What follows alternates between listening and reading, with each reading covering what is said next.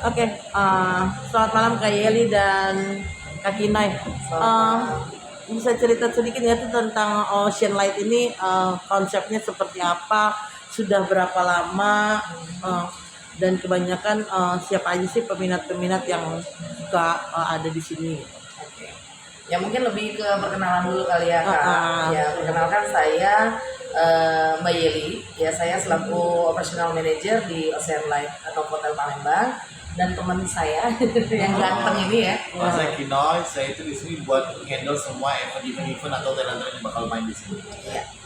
Mungkin kalau cerita Ocean Light lebih kepada kita sih bar and resto. Jadi karena kita ini berinduknya ke Novotel Palembang, jadi bagian daripada fasilitas hotel ya. Jadi kalau berdirinya sih udah lama banget Kak. Jadi kita dulu sempat namanya Center Stage ya. Kalau nasional kita dikenalnya di Center Stage, tapi beberapa tahun yang lalu kita sempat vakum karena ada renovasi interior design ya.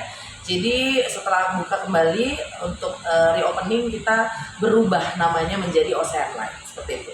Kurang lebih tahun lalu. 1 tahun lebih lah baru beroperasional kembali. hanya berubah nama ya. Betul. Ya, jadi Ocean Light. Oke, untuk kapasitas sendiri seberapa ini sih?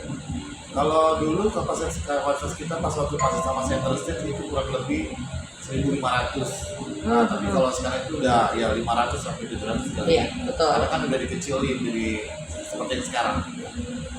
Kenapa mesti harus malah justru Dikecilkan. Karena kayaknya ngikutin ini ya, ngikutin Tren kali ya. Iya.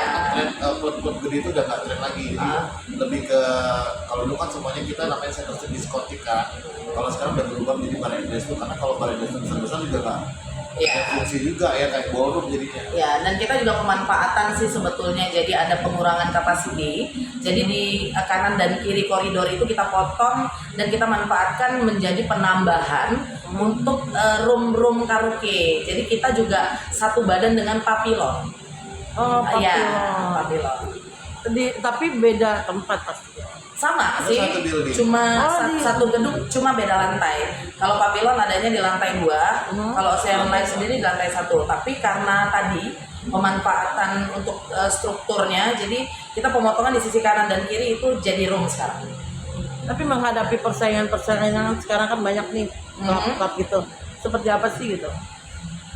Ya kalau kompetitor sih banyak ya, makin menjamur, apalagi di Kota Palembang tuh semakin banyak banget Kak. Tempat-tempat serupa, tempat-tempat yang sama. Jadi tinggal kita lebih ke ambience ya, lebih ya Keno ya. Kita bikin tamu nyaman, kemudian kita tampilkan dengan kita mendatangkan talent-talent yang memang lagi hits, lagi happening, lagi digandrungi sama teman-teman.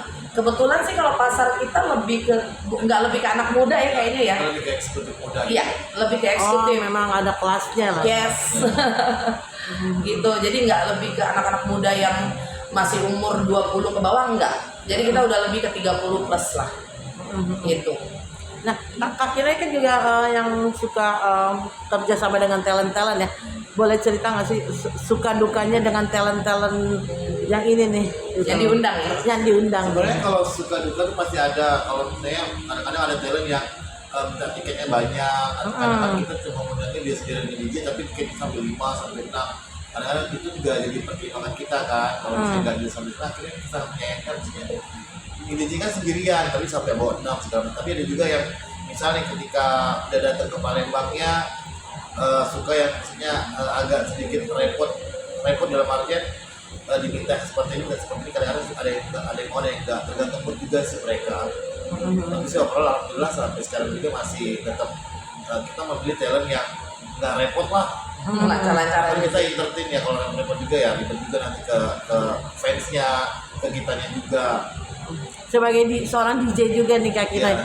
Bagaimana Kak Kira melihat DJ yang katanya mungkin dia sudah nasional atau mungkin karena dia memulai dari public figure dan akhirnya banyak kan sekarang artis-artis yang menjamur menjadi DJ gitu. Iya. Buat Kak Kira sendiri gimana Kak melihatnya gitu? Kalau sebenarnya sih emang ada apa ya, dalam artian ketika mereka menjadi seorang DJ lebih gampang untuk menjualnya karena kan dia punya nama besar kan sebelumnya, tapi DJ yang berproses sudah dulunya kecil berproses jadi DJ yang belum besar, kalau menurut aku nggak kalah bedanya, mungkin dari gaya segi mainnya aja sih.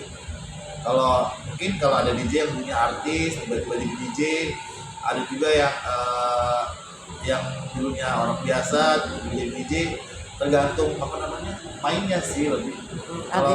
Kalau sekarang contoh misalnya ada artis jadi DJ, ya otomatis kita gampang buat pemenang tamunya. Nilai plus aja. Nilai plus aja sih. Tapi kalau untuk lagu-lagu sendiri, Nah kalau lagu sih di era sekarang udah lebih gampang ya. Kalau zaman dulu emang kelihatan. Kalau DJ yang benar-benar yang baru mulai, atau DJ yang udah lama mulai itu kelihatan dari genre mainnya.